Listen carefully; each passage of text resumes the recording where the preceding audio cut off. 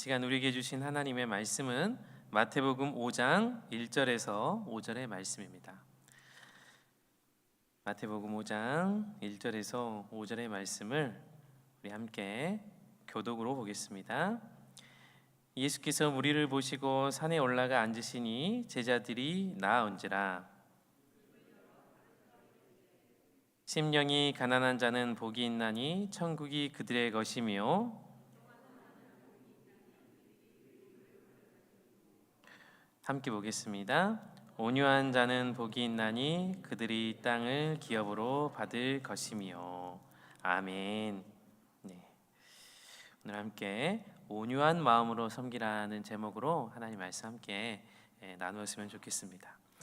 오늘 또 이렇게 선거도 있고 그래서 오늘 하루 또 빨간 날이 되어서 쉬는 날이었는데 좀 잘 평안하셨는지 모르겠어요. 저는 올해 나이가 43이거든요. 근데 애기 같다고요? 잘못 들은 거죠? 애기가 3살입니다. 애기가 3살. 그래가지고 근데 아들이다 보니까 뭐 이렇게 비웃으세요? 집사님 아들 둘이라고 지금 그렇게 하시는 거예요? 하나를 더 낳아야 돼요? 아들을? 아무래도 이렇게 첫째를 키울 때보다 훨씬 힘은 드는 것 같아요. 또 첫째는 딸이었는데 둘째가 아들이다 보니까 확실히 말을 안 들어요. 그래가지고 제 엄마는 악 쓸 줄 모르는 사람이라 제가 주로 악을 쓰거든요. 오늘 같이 집에 오랜만에 있으면서 계속 악을 썼더니 올라가지 마! 그거 집어먹지 마!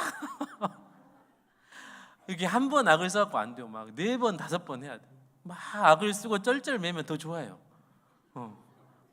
아빠가 나 때문에 막 관심 갖는 줄 알아요. 그래가지고는 더 악을 쓰면은 막 더 막 날뛰고 더 막 베란다 막 그런 데 가서 막 그래요. 막 자꾸 흔들어대고 그래요. 그래가지고 좀 왜 이렇게 몸이 오늘 다운되지? 계속 이렇게 예배 찬양하면서 생각해봤는데 그거더라고요. 근데 제 친한 친구 목사님이 있어요. 제 친구 목사님이니까 나이도 동갑인데 지지난주 연락이 왔어요. 셋째가 생겨버렸대요. 딸이 둘인데 딸만 둘인데 또 딸이라 그러대요. 그래가지고 야 내가 일단 축하는 한다. 야 내가 야 근데 힘들다. 야 힘들더라. 그러면서 근데 생명이 또 태어나고 하나님께서 주신 생명이 있다라는 건 참 복된 일인 것 같습니다. 그래도 우리나라도 출생률이 좀 얼마 전보다는 많이 또 올라가고 있다고 하더라고요. 또 우리 교회도 벌써 올해 교회 안에서 이렇게 눈이 맞아가지고 결혼한 커플이 벌써 2커플이나 있고 할렐루야. 얼마나 복된 일입니까? 또 우리 또 교구장님들 2분 손주들이 낳았어요.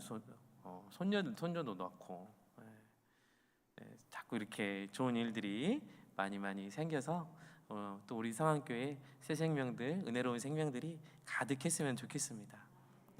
또 이제 벌써 6월이 됐는데 이제 청빙위원회에서 열심히 활동하시면서 7월 중으로 지금 담임 목사님 청빙을 마무리하려고 하는 계획 중에 있습니다. 그래서 얼마 전에 또 게시판에도 올리고 그러셨는데 이제 청빙위원회 그런 활동 또 우리 담임 목사님 청빙을 위해서 여러분들 기도해 주시기 바랍니다. 그래서 청빙을 위한 중보기도회가 매주 화요일 10시 30분에 하고 있는 거 아시죠? 할렐루야. 그래서 얼마 안 남은 기간이기 때문에 좀 특별 중보기도로 나아가면 더 좋겠다라는 마음이 있어요. 기도회를 하면 한 7, 8분 정도 오시거든요. 10명이 좀 안 돼요.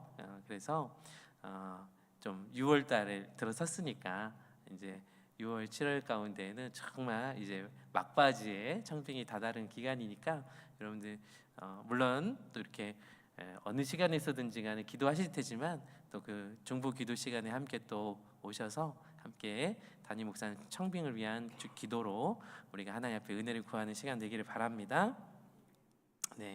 그냥 안 나오셔도 아멘을 크게 하시면 힘이 됩니다. 할렐루야. 네, 할렐루야. 왜냐면 우리 성안교회는 다 하나잖아요. 그러니까 마음이 다 거기 있고 몸은 없어도 다 거기 있으니까 할렐루야. 네, 아멘. 오늘 우리가 잘 알고 있는 산상수훈의 말씀이죠. 그래서 예수님께서 사람들에게 심령이 가난한 자는 복이 있나니 천국이 그들의 것이며 애통하는 자는 복이 있나니 그들이 위로를 받을 것이며 온유한 자는 복이 있나니 그들을 땅을 기업으로 받을 것이며라고 이렇게 말씀하고 있습니다.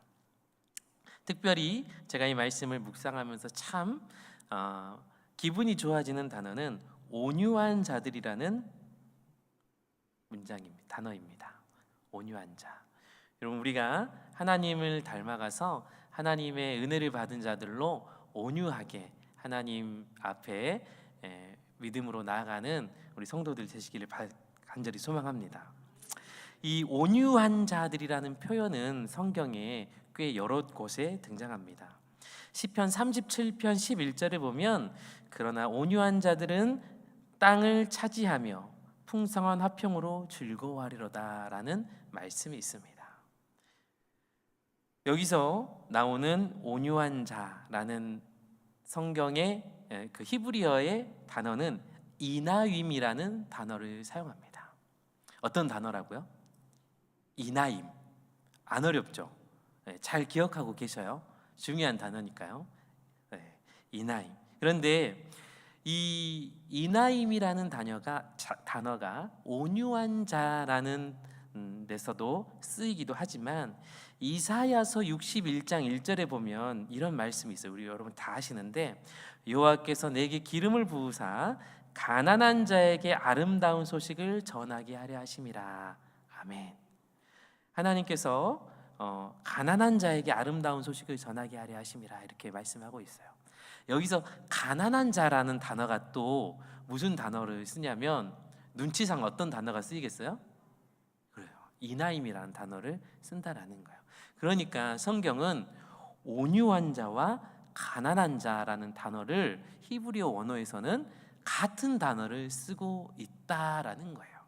그런데 오늘 이 성경을 봐도 본문 3절 말씀에 심령이 가난한 자는 복이 있나니 천국이 그들의 것이며라고 그렇게 말씀하고 있죠. 여기서 심령이 가난한 자라는 단어는 뭘까요? 가난한 자. 아까 부끄러우셔요? 네, 이나임. 네, 그죠? 네, 화난 거 아닙니다. 이나임이라는 단어를 쓴다라는 거예요. 그리고 또 5절에 있던 온유한 자는 복이 있나니 그들이 땅을 기업으로 받을 것이며 해서 이 온유한 자 또한 어떤 단어요? 이나임이라는 단어를 쓰고 있다라는 것입니다. 이 이나임, 이 온유한 자, 가난한 자라는 의미를 함축하고 있는 이 단어에는요, 세상의 힘을 의지하지 않고 오직 하나님만을 전적으로 의지하고 가난하고 겸손한 자를 의미합니다. 다시 한번 할까요? 조금 마이크 소리가 울리거든요. 조금 줄여주셔도 돼요. 이 이나임이라는 단어는 세상의 힘을 의지하지 않고 오직 하나님만을 전적으로 의지하는 가난하고 겸손한 자를 의미하고 있다라는 것입니다. 이 산상수훈에서 말씀하고 있는 심령이 가난한 자 그리고 온유한 자, 여기서 같은 어원을 가지고 있는 이 이나임, 온유한 자의 복이 말하고 있는 것은 억압 중에서도 겸손한 자세를 잃지 않는 사람들을 이야기합니다. 그리고 하나님으로부터 정당한 보상을 받게 될 사람들을 가르친다라고 말하고 있습니다. 이 온유한 자들 그리고 또한 가난한 자들은 오직 하나님만 의지하는 사람들이라는 거예요. 나의 심령이 너무너무 자랑할 게 많아서 내 삶이 너무너무 면류관이 많아서 여러분 그러면 사실 좋겠죠. 다른 사람들이 부러워할 만한 인생을 살면 좋겠죠. 경제적으로도 풍요롭고 명예도 있고 또한 나의 자녀들도 좋은 대학 나오고 뭔가 사람들이 보기에 뭔가를 이루었다라고 할 만한 나의 자랑들이 많으면 좋을 것입니다. 그걸 또한 이룬 사람들에 대해서 비판하려고 하는 것은 아닙니다.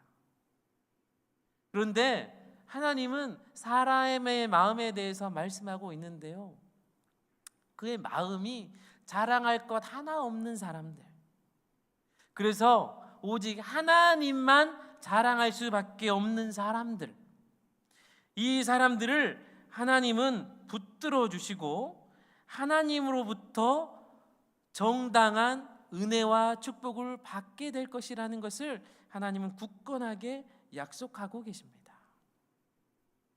왜냐하면 이 당시에 성경이 쓰여질 때 여러분 초대교회 성도들이 하나님의 뜻과 예수님의 사랑을 알아야 하는 거잖아요. 그래서 하나님의 감동을 받은 이 성경의 저자들은 하나님의 뜻을 깊이 헤아리는 마음으로 이 성경을 기록했다라는 것이에요. 그리고 초대교회 성도들은 그 믿음을 지키기 위해서 하나님 앞에 예배를 드리기 위해서 수많은 고난과 억압을 받았던 사람들입니다. 그러므로 그러한 믿음 생활을 끝까지 지켜내기 위한 사람들을 하나님은 그렇게 위로하신다라는 메시지를 전해주고 싶으신 거예요. 근데 여러분, 우리는 그 당시에 비해 2000년 전에 교회가 세워져 가고 있었던 그 시대에 비해 여러분 우리는 참 더욱더 환경적으로는 은혜롭고 안락한 신앙생활을 하고 있음에 분명합니다. 하지만 성경은 우리에게 분명히 말씀하고 있는데요, 가난한 심령에 대해서 우리의 신앙이 추구해야 된다라고 말씀하고 있어요.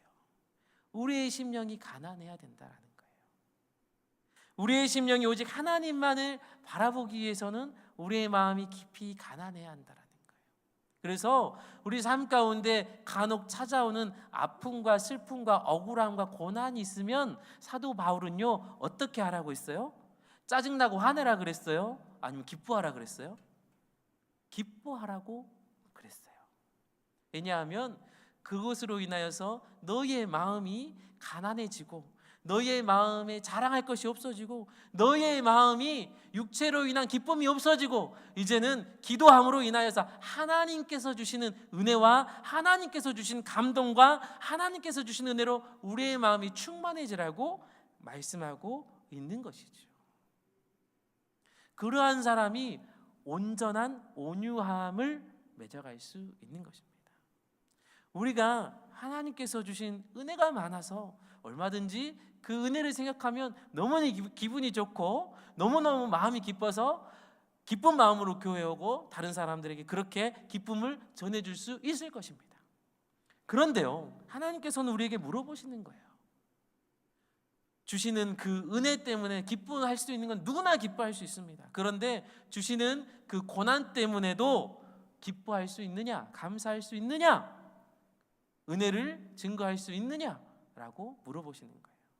기쁨이 아니라 고난 때문에, 고난을 줄지라도, 아픔을 줄지라도, 심지어 억울한 일을 당할지라도 너희는 예수님의 사랑과 은혜를 그렇게 증거하고 전하고자 할 수 있느냐라고 오늘 예배를 드리는 우리 모든 심령에 그렇게 물어보고 계시는 줄 믿습니다. 우리의 대답이 어떠해야 합니까? 네, 하나님, 그렇게 하기를 원합니다. 마치 예수님을 3번 부인하고 도망갔었지만 다시 예수님이 찾아오셔서 네가 나를 사랑하느냐? 네가 나를 사랑하느냐? 네가 나를 사랑하느냐? 베드로에게 물으실 때 너무너무 부끄러워하고 부끄러워했던 베드로이지만 그런 베드로에게 예수님은 이제 내항을 치라라고 말씀하시고 하나님의 언약으로 그를 사도 삼으신 것처럼 여러분 우리가 기쁜 일에는 기뻐할 수 있지만 힘든 일, 억울한 일, 아픈 일, 억울한 일 가운데에도 하나님을 묵상하고 하나님께서 주신 은혜를 지켜가며 신앙을 우리가 세워갈 수 있느냐라는 그 질문을 예수님께서 오늘 우리에게 하신다면 하나님 그러하길 원합니다. 저희가 부끄럽고 연약하고 하나님 저희가 너무너무 나약하지만 하나님 그 질문에 하나님께서 말씀하시는 그 질문에 우리가 아멘으로 화답하기 원하오니 하나님 우리의 믿음을 굳건하게 하여 주옵소서라는 믿음의 고백과 선포가 있기를 축복합니다. 여러분 예수님 시대 때에는 에세네파라는 사람들이 있었습니다. 이 사람들은 금욕적인 생활을 하고 율법을 잘 지키고 안식일을 철저하게 지키고 정결의식을 철저히 지키면서 세상과 분리되어 오직 신앙을 지키며 살아갔었던 사람들입니다. 이 에세네파의 사람 중에 가장 유명한 사람이 있습니다. 혹시 여러분 아셔요? 누군지? 제가 준비는 안 됐지만 아시는 분이 있으면 선물 하나 드리는 거예요. 세례 요한입니다. 세례 요한. 메뚜기와 석청이를 먹고 광야에서 생활했던 그 세례 요한입니다. 이 세례 요한은요, 그 어떤 사람들보다 경건하며 하나님 앞에 믿음을 순결하게 지켜가는 생활을 했어요. 그리고 세례 요한을 비롯해서 이 에세네파 사람들이 가장 사모하고 매일 소중하게 묵상하고 암기성했던 성경이 아까 소개해드렸던 시편 37편이었다라고 합니다.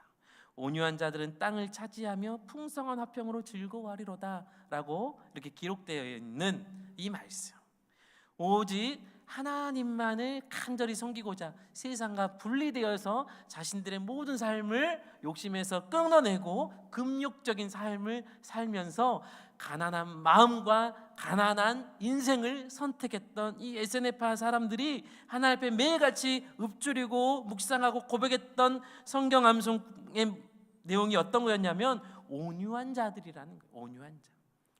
온유한 자들은 땅을 차지하며 풍성한 화평으로 즐거워하리로다. 그들은 삶 가운데 어떤 역경과 고난이 올지라도 하나님 때문에 받는 어떤 역경과 고난일지라도 인하임을 포기하지 않기 원했습니다. 여러분, 그러면 이런 사람들이 가장 큰 축복을 받아야 되잖아요. 그러면 이런 사람들이 가장 큰 칭찬 받아야 되잖아요. 그러면 이런 사람들이 이 땅에서 신앙생활 할 때에도 가장 높임받고 존중받고 칭찬받아야 되잖아요. 그런데 여러분 보십시오. 세례 요한의 죽음이 어떠했습니까? 세례 요한의 마지막이 어떠했냐라는 거예요. 그렇게 금욕생활까지 해가면서 오직 하나님만을 향한 믿음을 지켜가기 위해서 발버둥 쳤던 세례 요한의 끝은 어떠했냐고요. 헤로당이 율법에 어긋난 결혼, 즉 동생 빌립의 아내였던 헤로디아를 취한 것을 세례 요한이 담대하게 꾸짖고 비판했습니다. 이에 분노한 헤로당이 세례 요한을 감옥에 투옥했어요. 그리고 헤롯의 생일 잔치에 헤로디아의 딸이 춤을 추 왕을 기쁘게 하자 술에 취한 헤롯은 무엇이든지 들어주겠다라는 맹세를 했고, 이 딸이 어머니의 사주를 받아서 세례 요한의 머리를 쟁반에 담아달라고 요구했습니다. 그래서 세례 요한의 죽음은요, 한 여자아이가 춤 잘 춰서 목 잘려서 죽게 됐어요.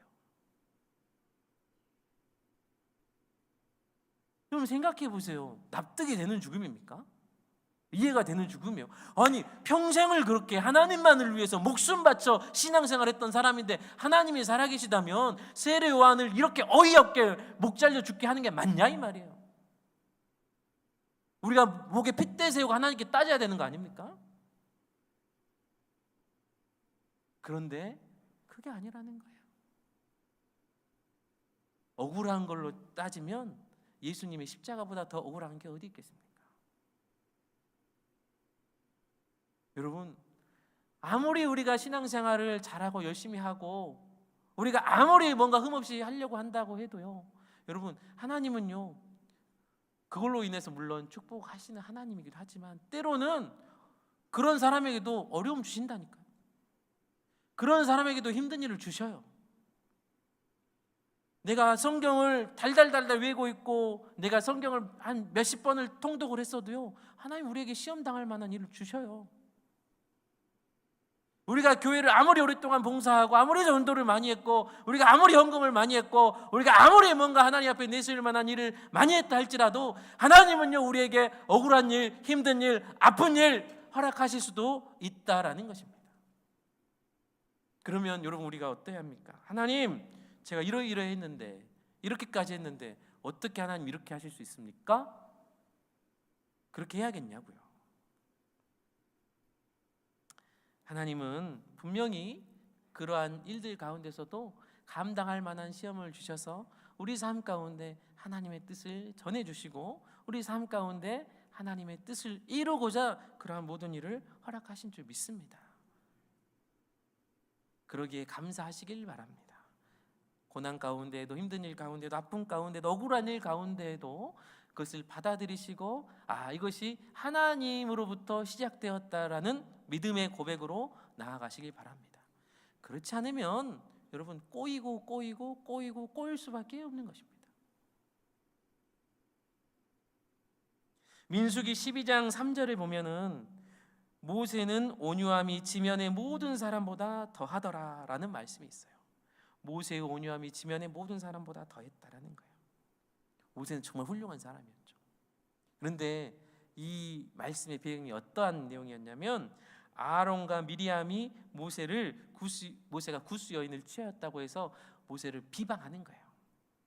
아론과 미리암이 가장 가까이서 가장 함께 동역했던 이 사역자들이 그리고 가족들이 모세를 비방했어요.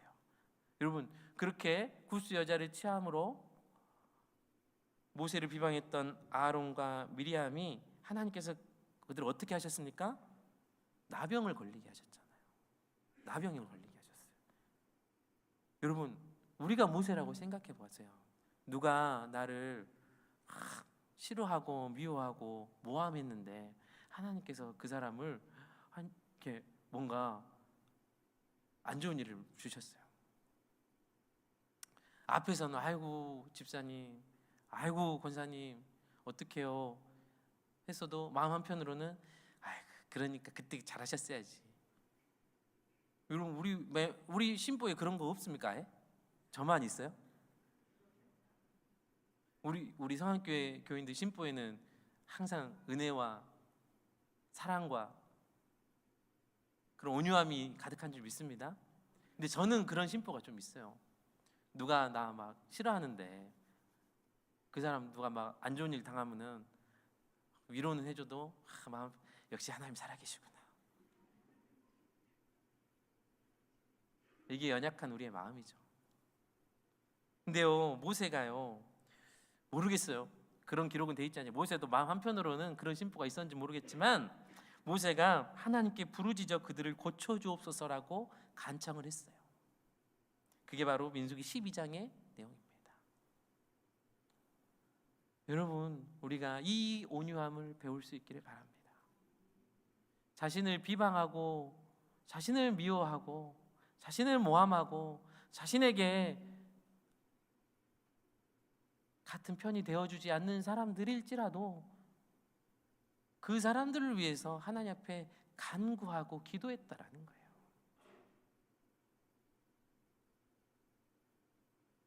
하나님께서 우리 성안의 모든 성도들의 마음 가운데 이러한 은혜로 함께 하시길 원합니다. 그러면 여러분 우리 교회가 얼마나 더 기쁨이 넘치겠습니까? 나랑 친하지 않아도 나랑 같은 편이 아닌 것 같은 사람들도 나랑 전에 척이 지었던 사람들도 여러분 함께 모두가 다 이 인하임의 마음 서로가 다 하나님만을 향한 간절한 목마름으로 우리의 마음이 가난해져서 여러분 하나님만 사랑하는 거예요. 그리고 그 마음으로 함께 더불어 살아가는 사람들을 긍휼히 여기고 불쌍히 여기고 함께 온유함으로 받아주고 용납해주고 사랑해주는 거예요.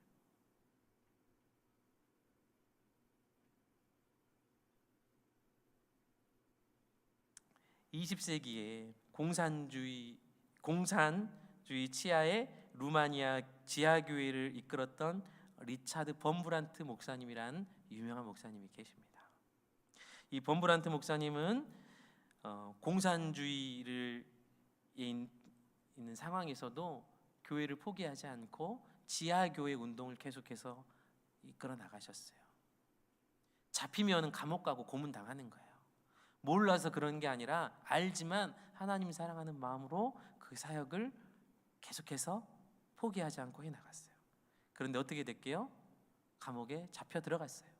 그래서 14년이 넘는 수감 생활 동안 수많은 고문들을 당해야 했습니다. 잠을 잘 수 없었고 곤봉으로 가차없이 구타를 당했고 약물 주입으로 정신 찰랑을 겪기도 했고 뼈가 드러날 정도로 발에 채찍질을 당했습니다. 그 당시 감옥 생활을 본브란트 목사님은 지옥과 다름이 없는 생활이었다라고 기술하고 있습니다. 그렇지만 하나님의 지하 교회 운동이라는 책으로 자신의 자서전을 쓰신 목사님은 책 가운데 하나님은 항상 핍박받는 자들의 편이셨습니다라고 고백하고 있습니다. 또한 우리는 빈정거림과 비방을 받아도 온유한 사랑을 보여줄 수 있어야 합니다. 이러한 태도는 너무나 중요합니다. 대장간이 좋은 모르는 망치에 아무리 맞아도 두려워하지 않기 때문입니다. 이렇게 고백을 하고 있어요.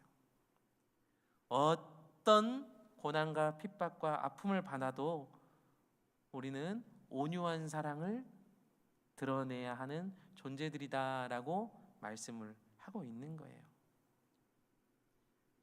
모루, 대장간의 모루는